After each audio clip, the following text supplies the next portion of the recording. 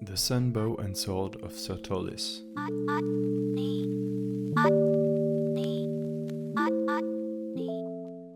As instructed by the oracles, the sword and bow were forged by the woodland elves of the northern Sertolis kingdom before the dawn of the Judur Empire. The bow was given to the crown prince, Palin Sertolis, who excelled at archery from the youngest age. The short sword, forged from the same branch of the world tree and gold from the earth's core as the bow, was naturally offered to Palin's sister, young Princess Wenelia Sertolis. The bow, who never left Prince Palin's side, aroused a deep jealousy in the land of the Lane tribe woodland elves. The neighbor cousin land were unaware that the bow was only half of the treasured weapon set ordered by fate. Unable to ever find an opportunity to claim the bow for themselves, the ire slowly died down as time went on.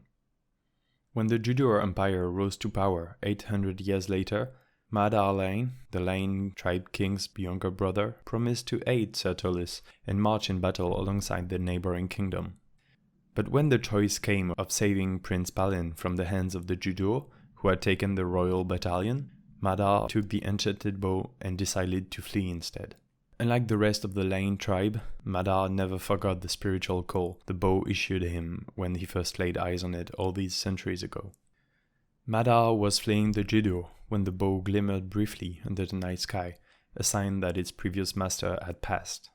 Both woodland elves' kingdoms lamented the loss of their own for a long time, even after the assault of the Judur was deflected.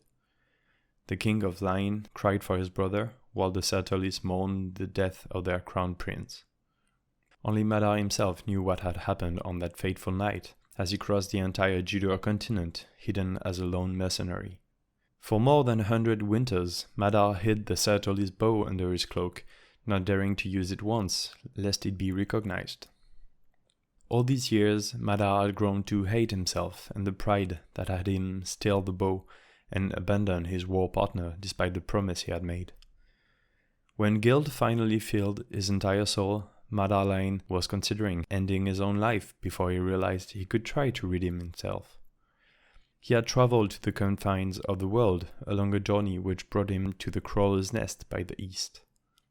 The barren piece of land invaded by nightmare creatures was only separated from the continent by a mountain range named Soul-Seeker Peaks.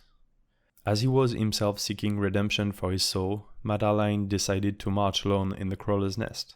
Should he die in this ultimate battle, he would attempt to expiate his crimes by taking as many nightmares with him into the afterlife as possible.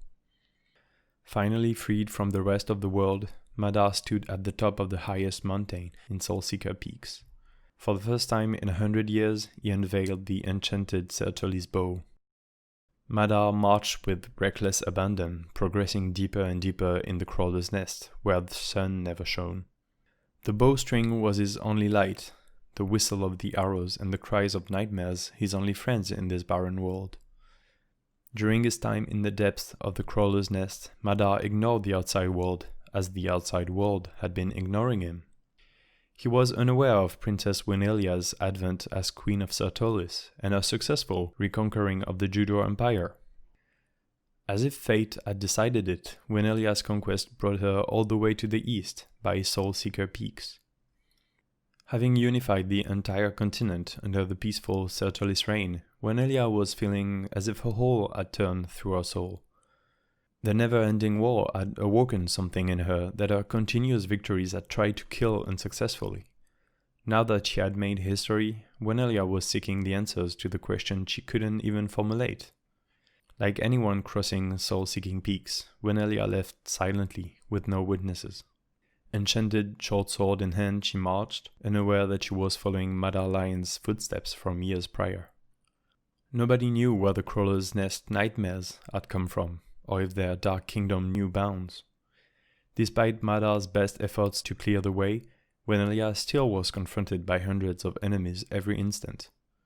She advanced for a long time, long enough for her to forget how long it had been. Even after that, she kept advancing. The only stop on her self-seeking journey was when the darkness in front of her was suddenly pierced by a light close to that of the sun. It was a disheveled old man whose eyes had already died from darkness. His clothes were in tatters, and his skin had long been tainted by the blood of nightmares. But what caught Wenelia's attention was the bow the living corpse was carrying in his hand. For a reason she ignored, the weapon called to her, or rather to her own sword. She attempted to call the man, but her body had long forgotten how to speak. She, much like the blind man, had become a fighting beast, knowing only to speak with violence. For weeks, the twin bow and sword clashed in heaven-shattering manner. The fated battle between Wenelia and Madar was recorded in the poet Helios' Song of the Forgotten Millennia under the name Cries of the Sun Bow and Sword of Sertolis. Nowadays, despite the elders' advice, there is always some youth standing on top of soul-seeker peaks, gazing into the darkness of Crawler's Nest. Every once in a while, a young hero disappears, intent on seeking the magical weapons of ancient times. Will the curse ever be broken? Will fate ever stop tempting elven kings and queens, princes and princesses? That we do not know. This story was inspired to me while I was drawing what you've seen on screen. I really like storytelling like this. I hope you do too. And if so, tell me in the comments if you want more of it, after you've hit the like button. And it's always a good writing exercise to do some impromptu world building. That was Détroit for you, and as always, I'll see you next week. Bye!